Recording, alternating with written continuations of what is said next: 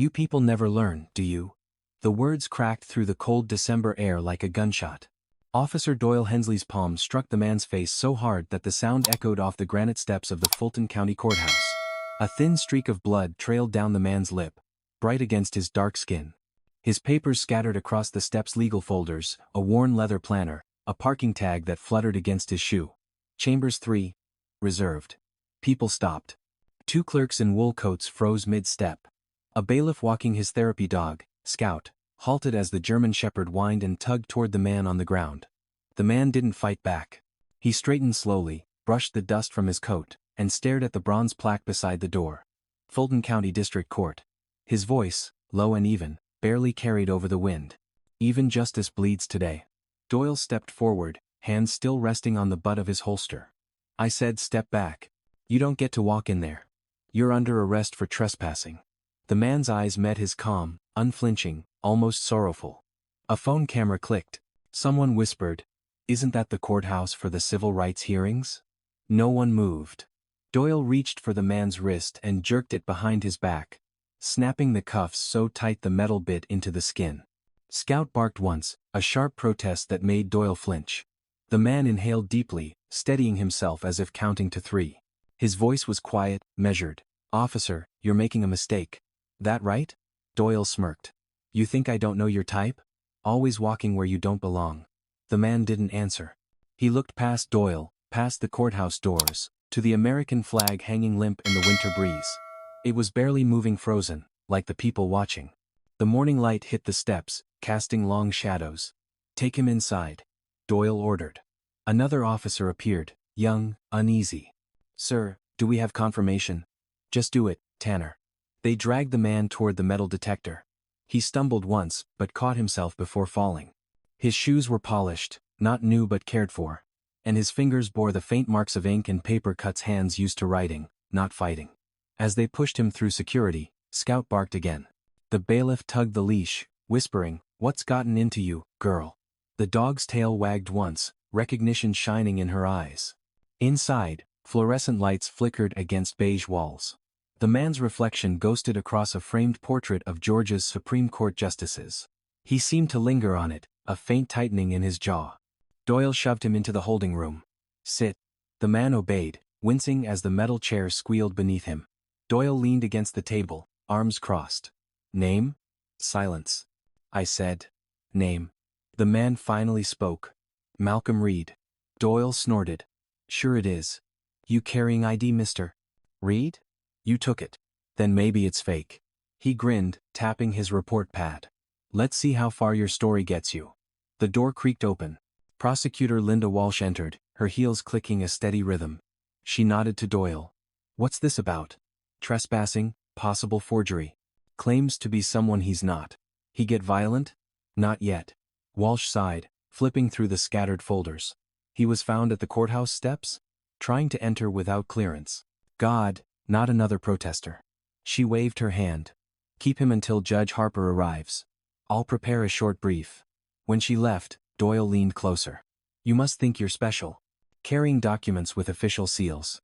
Probably printed them at home." Malcolm's eyes followed the coffee cup on Doyle's desk, steam rising in the harsh light. "Do you believe in the law, officer?" Doyle barked a laugh. "Believe in doing my job. Then do it properly. Request preservation of all video footage from this morning. Every angle. Every camera." Doyle frowned. "You giving me orders?" "Just reminding you what justice requires." "Justice?" Doyle leaned down until their faces were inches apart. "Justice doesn't look like you." Scout's bark from the hallway cut the silence again. Doyle cursed under his breath. The bailiff poked his head in. "Sorry, sir. The dog won't settle. Keeps pulling toward this room." "Get it out of here," Doyle snapped. The door closed, but the sound of nails on tile lingered. Malcolm lowered his gaze to his cuffed hands, then to the faint reflection of the courthouse seal on the polished table. For a moment, his thoughts slipped inward. "Control your breathing. 1, 2, 3. They see anger as guilt. Stay calm. Let the truth do the fighting." The door opened again. Judge Harper, an aging man with thinning hair, stepped in. "Officer Hensley, brief me." Doyle straightened. Suspect attempted entry to a restricted zone. Refused to identify himself. "You verified the ID?" Said his name was Malcolm Reed. Nothing checks out. Harper nodded, tired. All right. Keep him under watch. We'll deal with this quietly after docket call. He turned to leave. Malcolm spoke, voice steady but sharp enough to make Harper pause. Your Honor, before you go, please ensure the security tapes are preserved. Every second matters. Harper frowned. And why's that? Because truth has a habit of disappearing when it's inconvenient. Harper said nothing, then left without answering. The clock ticked toward 9. Outside, the courthouse came alive. Voices, footsteps, the murmur of coffee lines. Inside the holding room, the air felt still. Tanner entered quietly, setting a paper cup on the table. Here, he muttered. Didn't seem right, leaving you without coffee. Malcolm nodded. Thank you. You really a lawyer? Something like that. Tanner hesitated. My uncle served on the bench once. Said the robe doesn't make the man it reveals him. Malcolm looked up, a faint smile crossing his face. Your uncle was a wise man. Doyle barked from the hallway. Tanner, move it. The young officer hurried out. Malcolm sipped the coffee, too bitter, too hot, but he drank anyway. The taste grounded him. He could almost hear his mother's voice. Keep calm, son. Even storms end. He glanced toward the narrow window. Through the frosted glass, he could see the courthouse steps where it had happened. A thin streak of red still marked the stone. The wind outside lifted the flag again, this time letting it wave freely. For the first time that morning, the courthouse seemed to breathe. Malcolm closed his eyes, his cuffed hands resting lightly on the table. They think I'm nobody, he thought. Let them. Truth has a way of introducing itself. The door opened once more. Deborah Clark, his clerk, peeked in, clutching a folder. Her eyes widened when she saw him. Judge Reed? Doyle turned. What did you just call him? Deborah's hand trembled. Sir, this man, he's not a suspect. He's... Enough. Doyle snapped. Get her out. But the tremor in his voice betrayed the first crack of fear. Malcolm said nothing. He just watched the sunlight crawl across the table toward his folded hands. Somewhere down the corridor, a gavel struck once sharp, resonant, calling the court to order. The night before the slap had been quiet, almost sacred. Judge Malcolm Reed sat alone in his modest apartment overlooking Sweet Auburn Avenue, the same neighborhood where he'd been raised. The city hummed faintly beyond the frosted windowpane sirens somewhere distant, the occasional rumble of a MARTA train. He liked that sound. It reminded him that life kept moving, even when justice did not. On his kitchen table sat the case files for Monday's hearing. A civil rights complaint against Officer Doyle Hensley. It wasn't the first of its kind, and Malcolm doubted it would be the last. He had read the testimonies 3 times, underlined each contradiction in the police statements. The victim was a delivery driver, a young black man stopped for a broken taillight that didn't exist. The video evidence was conveniently lost. Malcolm knew the pattern too well, yet something in his gut told him this case would matter. He sipped his decaf coffee, the mug chipped on one side.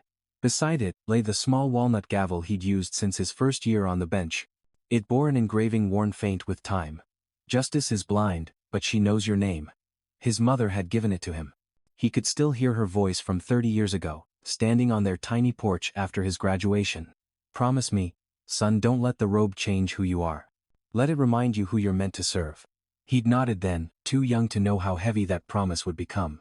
He rose, stretched his stiff back, and moved to the bookshelf lined with legal journals and church hymnals. The apartment smelled faintly of cedar and lemon polish. He lived alone since Carolyn passed away 5 years earlier, his wife, the nurse who had kept him tethered to gentleness. Sometimes he still set out 2 cups of coffee in the morning, out of habit. That night, as he reviewed the evidence, one last time, a message from his clerk, Deborah Clark, blinked on his phone. See you at 9 sharp, Judge. Coffee's ready. Her cheerful efficiency always steadied him. He replied with a simple thumbs-up emoji. Brevity was his default. The clock struck 11. He closed the files, turned off the lamp, and stood at the window. Outside, the courthouse dome glimmered faintly under the streetlights. It had always looked like a cathedral to him, its pillars, its solemn echo, its promises. But lately, he'd begun to wonder if God still lingered inside those walls. He remembered his early days as a public defender, sitting in rooms thick with cigarette smoke and arrogance, watching juries look through defendants like glass. It was the same cold indifference he'd seen decades earlier when his father was stopped, humiliated, and released without apology. He'd been 10. That memory never left him. Now, nearing retirement, He felt time narrowing, as though every ruling was a chance to correct not just the law but the world that had bruised it. He took off his glasses, rubbed his eyes, and murmured a prayer under his breath, a ritual he never admitted to anyone. Lord, let me see clearly tomorrow. Let me speak with patience, not pride. He went to bed just after midnight. The radio on his nightstand played softly, a gospel station fading in and out. Somewhere between the notes of "His eye is on the sparrow," Malcolm drifted into uneasy sleep. In his dream, he was standing at the courthouse steps, the flag above him heavy and still. A voice whispered, "Even justice bleeds." He woke before dawn, heart pounding, unsure whether the words were his own. The air smelled of rain. By 6:30, he was dressed and ready, wearing a plain charcoal coat instead of his usual suit. He decided to walk the 3 blocks to the courthouse, something he hadn't done in years. The city was half asleep, vendors setting up carts, buses hissing to a stop, the low hum of gospel leaking from a bakery radio. An old man sweeping the sidewalk greeted him. "Morning, Judge Reed," he said. Malcolm smiled, a little surprised. "How'd you know?" "Ain't hard." The man chuckled. "You walk like somebody carrying something heavier than groceries." Malcolm laughed quietly. "You're not wrong." The courthouse came into view through the mist. He paused outside Sweet Bean Cafe, tempted by the smell of cinnamon rolls, but decided against it. "Coffee's ready at 9, he remembered Deborah's message. At the corner, a boy in a school uniform tripped on the curb, scattering papers. Malcolm bent to help, gathering sheets covered in math problems. "Thanks, sir," the boy mumbled. "Big test today." "You'll do fine," Malcolm said. "Just breathe." The boy grinned and ran off. Moments like that reminded him why he loved this city, its pulse, its resilience. As he neared the courthouse, he noticed 2 patrol cars parked sideways near the entrance. Officers stood chatting, steam rising from their cups. He recognized one of them instantly. Doyle Hensley. He'd read his name in complaints, seen his record of disciplinary notes glossed over. In the file, Doyle's face had looked cocky. In person, it radiated contempt. Malcolm hesitated, watching from across the street. Something in the air felt wrong, an unease he couldn't name. He reached into his coat pocket for the ID badge he usually clipped to his lapel. But it wasn't there. He must have left it on the desk. No matter, he thought. He'd been through those doors 1,000 times. He crossed the street, adjusting his scarf as the wind bit colder. Doyle's gaze snapped to him immediately. "Hey! Hold up!" the officer barked. Malcolm slowed. "Morning, officer. Where do you think you're going?" "Inside," Malcolm said evenly. "To work." "Work." Doyle looked him up and down the plain coat, the scuffed briefcase. "You delivering something?" "Delivering justice, if time allows," Malcolm replied dryly, intending humor, but Doyle's eyes hardened. The other officer, younger, shifted uncomfortably. "It's fine, Hensley. He's probably nothing." Doyle snapped. "Show ID." "I left it inside." "Inside where?" "My chambers." "You think I'm stupid?" Doyle stepped closer, the smell of tobacco and aftershave sharp. "You people always got an excuse." Malcolm's pulse thudded. "Officer, please. Hands where I can see 'em." And then the slap came. Sharp. Final. The sound of it startled even the pigeons on the roof. For a second, Malcolm didn't feel pain, just heat, disbelief, and a hollow space where his breath should have been. The folders spilled from his hands, his parking tag fluttering onto the step. Doyle's voice blurred behind the rush in his ears. People stopped. Cameras rose. He felt Scout's presence before he saw her, the soft brush of fur against his hand. The low whine of confusion. That single touch steadied him more than any law book ever had. He straightened, every muscle tight with restraint. His voice came out low and controlled, the same tone he'd used on the bench to silence chaos. "Officer, you're making a mistake." Doyle's sneer returned. "We'll see about that." And the rest unfolded exactly as it had: handcuffs, accusations, silence. But as he sat later in that holding room, cuffed and waiting, Malcolm realized the strange symmetry of it all. The very man he was scheduled to hear a complaint against had just proven the case for him. He let the thought settle like an anchor in deep water. The courthouse clock struck 9. Somewhere beyond those beige walls, Deborah poured the first pot of coffee, expecting her judge to walk through the door any minute. Instead, he sat in the dim holding room, tasting the metallic tang of blood and irony. He thought of his mother's words again. "Justice isn't loud, son, it's patient." He exhaled slowly. Patience. Then, he would give them that. And when the truth finally spoke, it would roar. The holding room smelled of old paint and burnt coffee. The hum of the fluorescent lights above gave the air a nervous pulse, steady and cold. Malcolm sat on a steel chair, his wrists still cuffed, the metal biting into the soft skin below his thumbs. His briefcase lay across the table, unlatched, its papers fanned like fallen feathers. Officer Doyle paced in the narrow space, filling it with his restless energy, his boots thudding against the concrete floor. "You know what your problem is," he said without looking at Malcolm. "You people think the rules don't apply to you." Malcolm kept his gaze fixed on the wall clock. The second hand trembled on the 12 before dropping forward. "The law applies to everyone," he said quietly. Doyle smirked. "Yeah. We'll see how that works out for you." He grabbed a styrofoam cup from the counter, slurped, then sat across from him. "You think that fancy talk's gonna help when we pull your record?" Malcolm said nothing. His calm was a deliberate act, a weapon honed by decades on the bench. Rage was easy. Control took discipline. He inhaled through his nose, slow, measured. The way his mother had taught him to do before difficult hearings. "Control your breathing, son.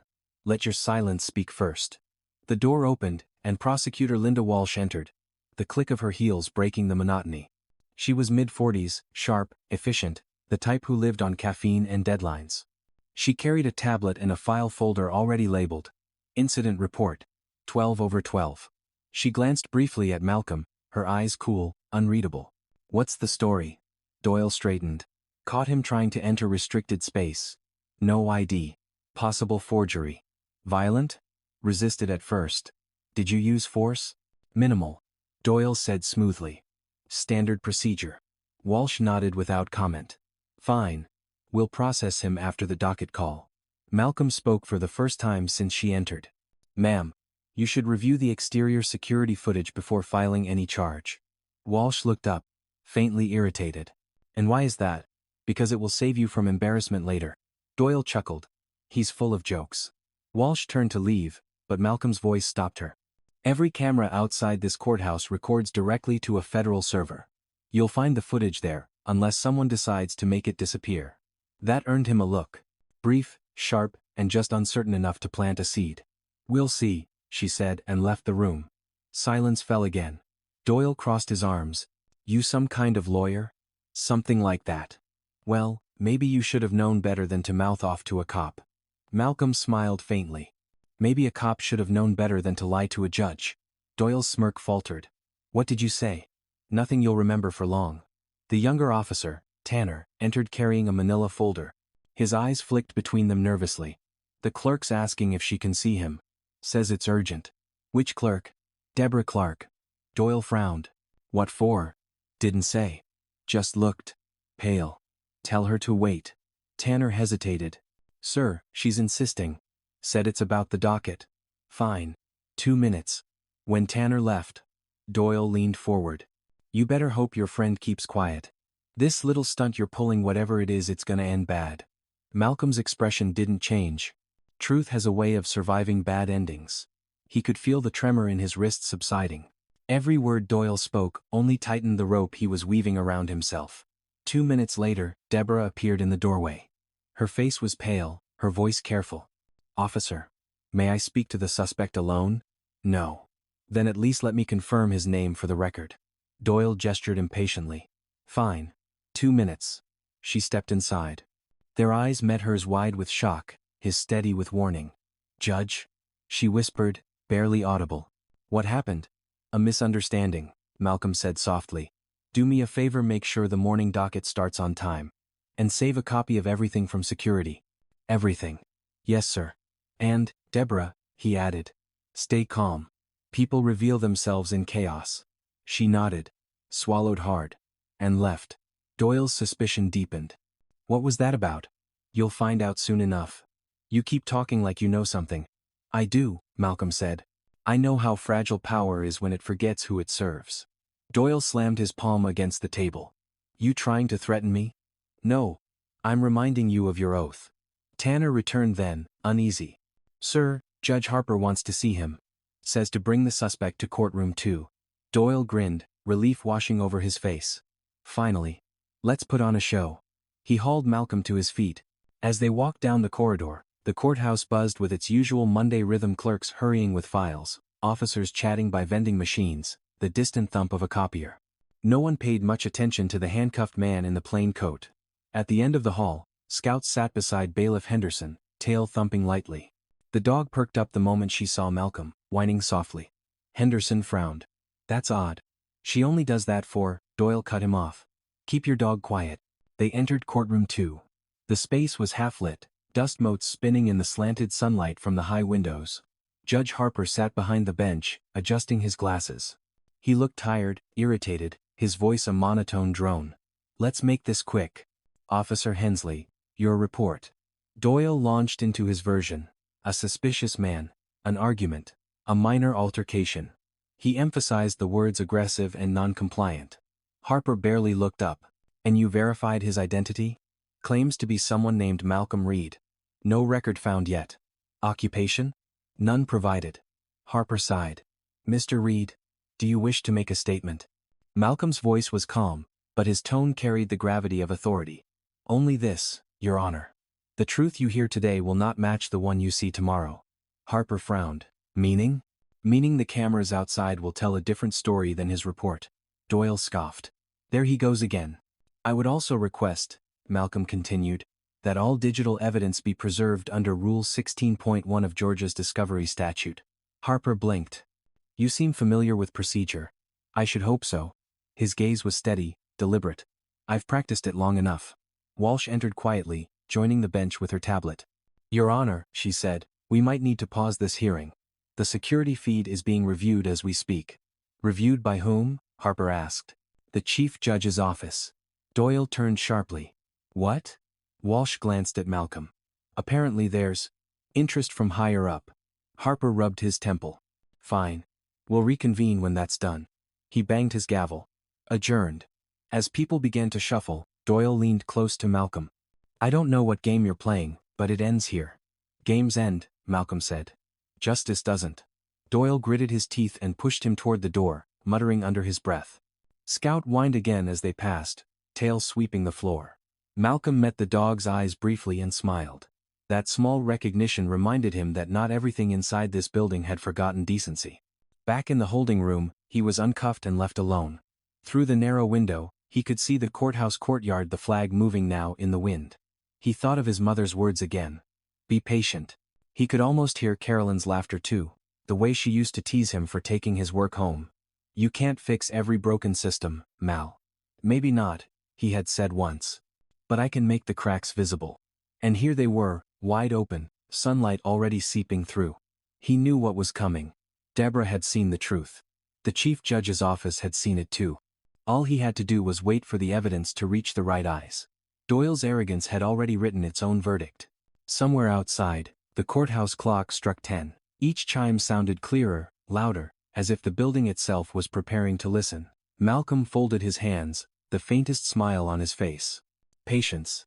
He reminded himself again. The truth was already walking down the hallway, it just hadn't reached the door yet. Courtroom 2 was colder than usual that morning, the kind of chill that came from more than air conditioning. It came from tension, from pride, from the unspoken weight of eyes that did not yet know what they were about to see. The benches were filling fast now, clerks whispering. Reporters sensing something strange. A few spectators who had caught the slap outside still lingering for answers. Officer Doyle stood at the witness stand, polished and smug. His uniform perfect, his badge gleaming like proof of innocence. Across from him, Malcolm Reed sat in the front row, no longer cuffed but still treated as a suspect. His hands rested on his knees, calm, composed, as if he were waiting for a train rather than judgment. At 9:15, Judge Harper entered, robes swaying slightly, eyes tired but alert. He struck the gavel once. "This hearing is reconvened," he said. "Let's address the matter of the unidentified suspect from this morning's incident." Doyle stepped forward eagerly. "Your Honor, the man was trespassing, possibly armed. When I confronted him, he became verbally aggressive. I used minimal force to restrain him." His voice carried a rhythm, rehearsed and confident. The prosecutor, Linda Walsh, nodded along, glancing occasionally at her tablet where the incident report blinked in tidy bullet points. Harper leaned back. "And you're certain, officer, that your actions were justified?" "Absolutely, sir." The suspect resisted, refused to provide ID. And you're also certain he posed a threat? Doyle hesitated only a fraction of a second. He reached inside his coat. Could have been a weapon. Walsh turned to Malcolm. Mr. Reed, do you have anything to add before we proceed? Malcolm's voice was low, steady.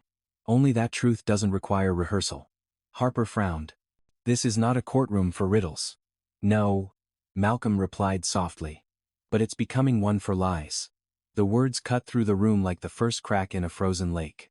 Walsh straightened, glancing toward the gallery where Deborah Clark had just entered.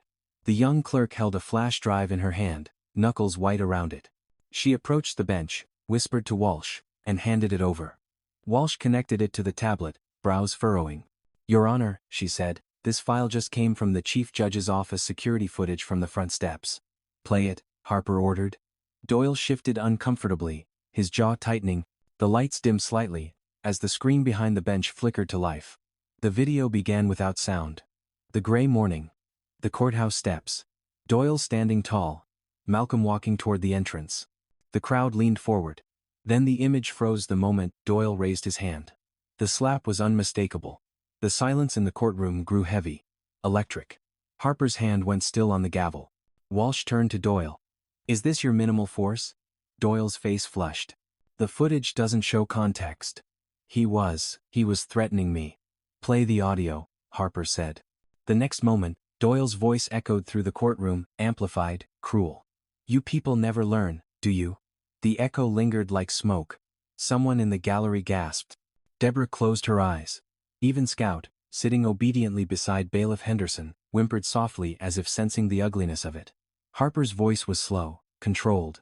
Officer Hensley, do you deny this is your voice? I know, but he provoked me. By walking into his own courthouse? Malcolm's calm tone carried across the room. Doyle's head snapped toward him. His courthouse? You're delusional. Malcolm stood. The movement was unhurried but full of authority. I warned you, officer, he said quietly, that you were making a mistake. He turned to Harper. Your Honor, I believe there's one more piece of evidence to clarify that mistake. He gestured to Henderson. The bailiff hesitated, then nodded and disappeared through the side door. When he returned, he carried something draped carefully over his arm, a black judicial robe. Harper blinked. Confusion spreading across his face. Henderson handed it to Malcolm. Sir, he said quietly. I found this in Chamber 3. Malcolm took the robe, feeling the familiar weight of its fabric, the scent of cedar from his office closet. He turned back to Doyle, who now looked pale, the realization beginning to form but not yet settle. You asked who I was, Malcolm said, his voice deepening. You never listened to the answer. He put on the robe. The shift was almost cinematic, the plain man transforming into the authority the room hadn't recognized. Gasps rippled through the gallery. Harper rose halfway from his seat, stunned. Judge Reed? Doyle stumbled backward. No, this can't. It can, Malcolm said, stepping forward, his voice resonant. And it will. Because the law doesn't care for your disbelief.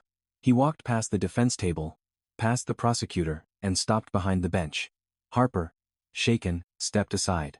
Your courtroom, Your Honor, he said softly. Malcolm nodded once and turned to face the room. Court is now in session. The words carried power. Doyle's bravado crumbled, his face a portrait of fear and humiliation. You tricked me. No, Malcolm said. You revealed yourself. He motioned to Walsh. Please continue playing the recording.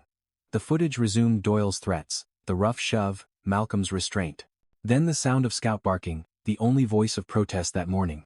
When it ended, Malcolm spoke again, his voice lower, almost intimate. Officer Hensley, you swore to protect the peace, to uphold the Constitution, to serve without prejudice. Instead, you disgraced every word of that oath on the steps of this court. Do you deny this? Doyle's mouth opened but no sound came out. Answer the question, Malcolm said. No, Doyle whispered. Good. Because the cameras, the witnesses, and even your own words have already answered it for you. He turned to Walsh. Miss Walsh, please prepare a motion for immediate review of all pending cases involving this officer. Yes, Your Honor. And notify Internal Affairs. Effective immediately. Officer Doyle Hensley is to be placed under suspension pending criminal investigation. Doyle lurched forward. You can't do this. I can, Malcolm said. And I will. Because justice doesn't hide behind badges or titles, it stands in front of them. The courtroom fell silent again. No one moved. Even Harper looked humbled, watching the scene as though witnessing something biblical. Malcolm removed the gavel from the bench, the one Henderson had placed there earlier. Its wooden surface gleamed under the light, engraved with the same words he'd seen countless mornings. "Justice is blind, but she knows your name." He struck it once. The sound was not just a verdict, it was release. Doyle slumped into the chair behind him, eyes hollow. Malcolm exhaled slowly, the calm of decades returning to his face. For a moment, the weight of what had happened sank in, not triumph, not revenge, but a quiet, steady satisfaction that truth had finally found its voice. He looked out over the courtroom. The clerks, the spectators. Deborah's tearful smile. Scout resting her chin on Henderson's boot. "Let the record reflect," he said gently, "that justice was not delayed today. She was simply waiting to be recognized." And as the echoes of the gavel faded, sunlight broke through the high windows, spilling across the floor like grace itself. The echo of the gavel still hung in the air when the bailiff led Doyle to the defense table. His face had gone the color of parchment, the edges of his pride curling inward with every passing second.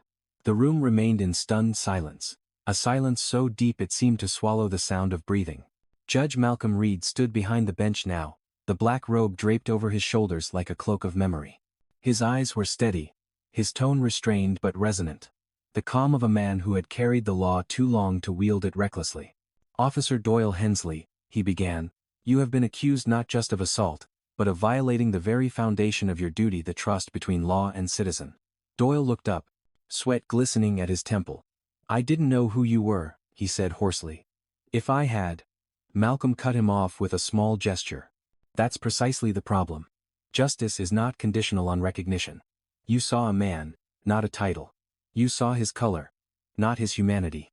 Doyle swallowed hard. "You don't understand what it's like out there. Every day could be your last." Malcolm's gaze didn't waver. "You're right. Every day could be your last. And yet, every day you are entrusted with the lives of others. That power demands discipline, not fear." He turned to the prosecutor. "Miss Walsh, please enter into record the statement from Internal Affairs confirming the automatic backup of the officer's body cam." She nodded, tapping the tablet. "Uploaded at 8:43 a.m., Your Honor. No deletions." "Play it," Malcolm said.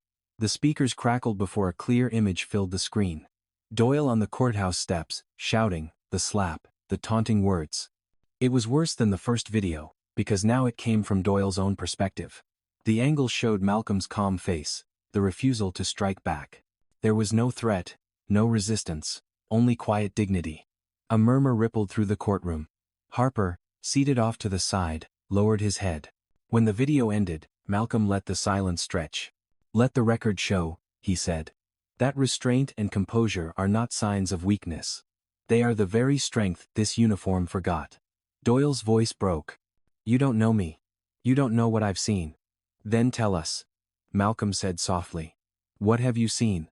Doyle hesitated, looking lost for the first time. "Anger. Hatred. Every stop. Every call. People wanting to hurt us just for wearing the badge." "And did you ever stop to ask why they felt that way?" Doyle blinked. "They hate authority." "No," Malcolm said, leaning forward. "They hate injustice. They hate fear, dressed as authority. And this morning, you gave them more reason to hate." Doyle's shoulders slumped. "I was wrong," he whispered. "But I didn't mean." "Intent does not erase impact," Malcolm replied. "If ignorance caused harm, then education must follow. If arrogance caused pain, then humility must heal it." He turned toward the gallery, his voice widening with weight. "Every system, every man in it must remember this. Power without accountability is just another form of violence." The room stayed still. Deborah's eyes glistened with quiet pride.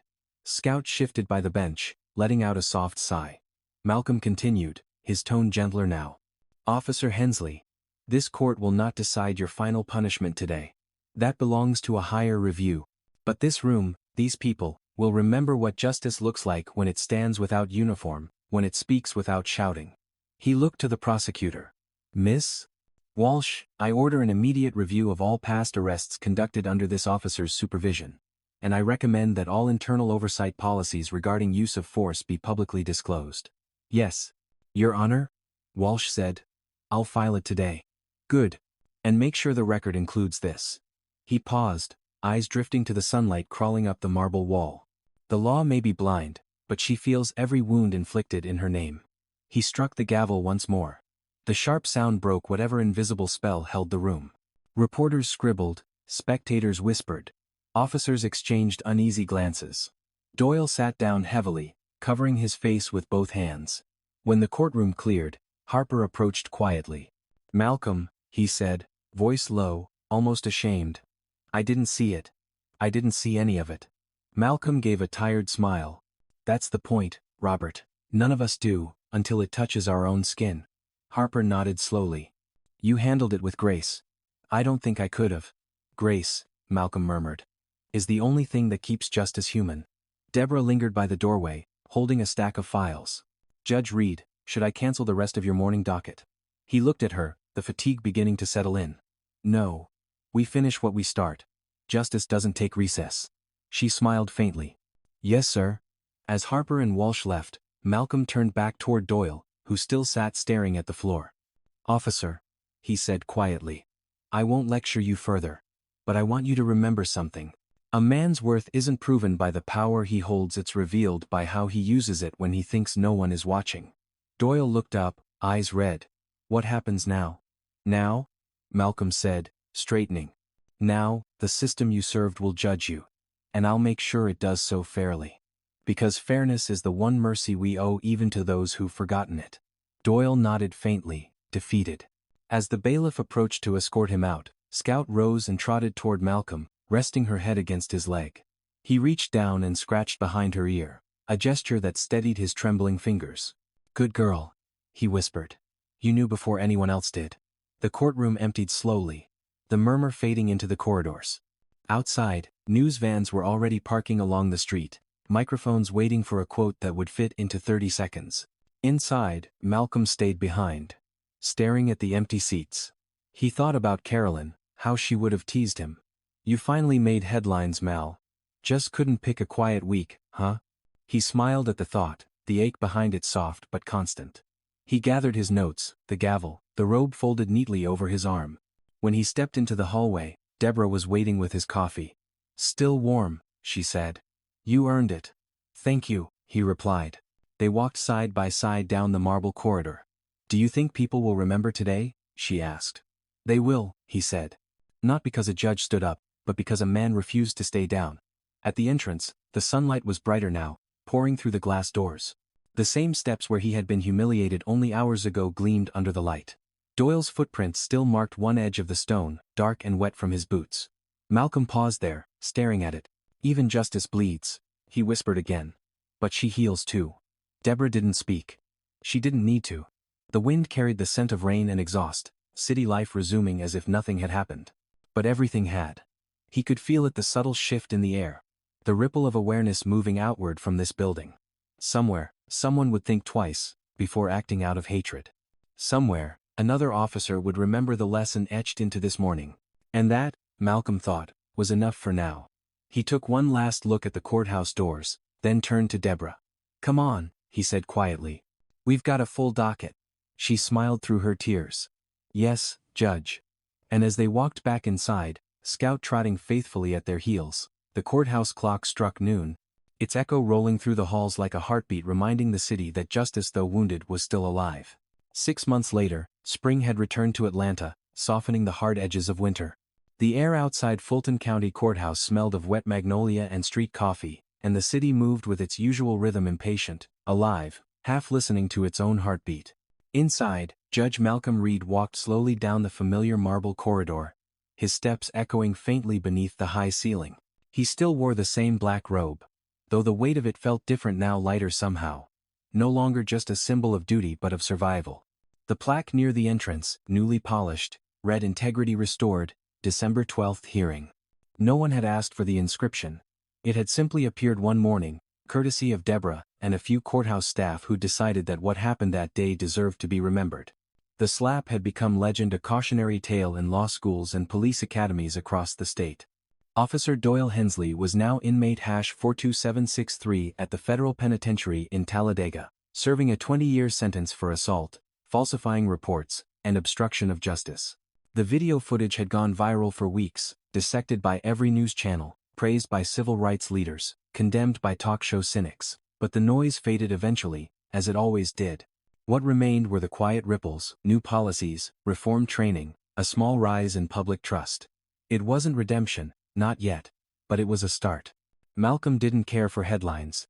He cared for mornings like this, where the courthouse was still, the sunlight slanting through the stained glass, Scout padding softly beside him. The dog had been officially assigned to him after the case. Therapy companion for judicial stress, the department had called it. He called her his reminder to stay human. In his chambers, the coffee machine hummed its steady greeting. Deborah entered moments later, placing a small pile of letters on his desk. Morning mail, Judge. Some are from students. And this one's from a man in Ohio says you changed his mind about things. Malcolm smiled faintly. Let's hope that's for the better. You're trending again, she teased gently. Apparently, a documentary crew wants to interview you. Tell them no, he said, sipping his coffee. The robe doesn't give interviews. Deborah rolled her eyes, a ritual between them. You're impossible. Predictable, he corrected. She hesitated before speaking again. You've been quieter lately. Everything okay? He looked up, meeting her gaze. Do you ever feel the world spins faster after you stop it, even for a second? She nodded slowly. Maybe that's why we keep showing up to slow it down again. He chuckled softly. Maybe. The conversation was interrupted by a knock. Harper stepped inside, hat in hand, looking older but lighter. I was downtown and thought I'd drop by, he said. Seems you've turned this place into a sanctuary. Not intentionally, Malcolm replied. Those sanctuaries and courtrooms share one rule: truth is supposed to matter. Harper grinned. Still preaching, huh? Still listening. I hope. They talked for a while, reminiscing about old cases, laughing about bureaucratic chaos, the things that once seemed so large and now seemed small. When Harper left, the room fell quiet again. Malcolm leaned back in his chair, eyes wandering to the framed photograph on the bookshelf. A younger version of himself and Carolyn standing in front of this very courthouse, sunlight in their hair. Her smile was wide, defiant, the kind of smile that dared the world to stay cruel. He traced the edge of the frame with one finger. You'd laugh at me now, he murmured. Old man with a dog. Lecturing the city about patience. Scout lifted her head at his voice, tail thumping gently. He reached down, scratching her behind the ear. We did good, didn't we? He whispered. The dog's eyes were soft, knowing. The rest of the day unfolded quietly. He presided over 3 cases, none dramatic, just the slow grind of small human problems. A property dispute between siblings, a young man seeking expungement, an old woman fighting eviction. Each one mattered in its own way. He listened, ruled fairly, and thanked every person who spoke, a habit he developed since that winter morning. People seemed startled when he said, "Thank you," as if courtesy were rarer than justice. By late afternoon, the sun began to dip. Deborah knocked gently. That's the last case, Judge. You can call it a day. Not yet, he said. There's one more hearing. I didn't schedule anything. It's not on the docket. He smiled. It's personal. She tilted her head but didn't ask. She'd learned that sometimes silence was the only language he needed. After she left, he stood and walked to the bench, resting his hand on the polished wood. Court is now in session, he said softly, the empty chamber absorbing his voice. In the matter of memory versus forgetting. He paused, imagining Carolyn sitting where the attorneys once did, her chin propped on her hand. The court finds that forgetting may bring peace, but remembering brings purpose. He gave a small nod, as though granting himself permission to breathe again. Scout's nails clicked on the tile as she moved closer, sitting at his feet. Outside, the courthouse clock struck 6. The sound echoed through the halls, deep and resonant, like the steady beat of something ancient. As the final chime faded, Malcolm walked toward the door. The corridors were empty now, lit only by the golden wash of sunset. He stepped outside, the air warm, the city humming softly beyond the gates. The same steps where he'd once been struck were quiet now, washed clean by rain and time. He paused at the top, looking down at the spot where the blood had fallen. For a moment, he thought he could still see it, a faint stain, a memory that refused to fade completely. But that was fine. Some stains weren't meant to vanish. They were meant to remind. A young officer passed by, nodding respectfully. Evening, Judge Reed. Evening, son, he replied. How's your first month treating you? Eye-opening, the man said. We study that video in ethics training now. Malcolm raised an eyebrow. And what do they tell you to learn from it? The officer hesitated, then said softly. To listen before we react. To see before we judge. Good, Malcolm said. That's a start. He watched the young man walk away, shoulders squared, head high. A small thread of hope tugged at his chest. He descended the steps slowly. Scout trotting beside him. The leash slack between them. Traffic hummed. The city lights flickered to life. He passed a mother, holding her child's hand, a busker playing slow jazz on the corner, an old veteran tipping his cap. Life was ordinary again, beautifully, mercifully ordinary. At the edge of the square, he stopped and looked back at the courthouse, its dome glowing in the evening light. He thought of everything that had happened there. The slap, the shame, the revelation, the redemption. And for the first time, he didn't feel the sting of memory. He felt its grace. Justice isn't loud, he said under his breath, echoing his mother's voice. She's patient. Scout barked once, as if agreeing. He smiled, turning toward the fading Sunday. Come on, girl, he said. Let's go home. They walked together into the amber light. Their shadows long against the pavement, the courthouse behind them standing tall and silent. A monument not to victory or vengeance, but to endurance, to the simple, stubborn belief that even when justice bleeds, she heals. And she learns to walk again.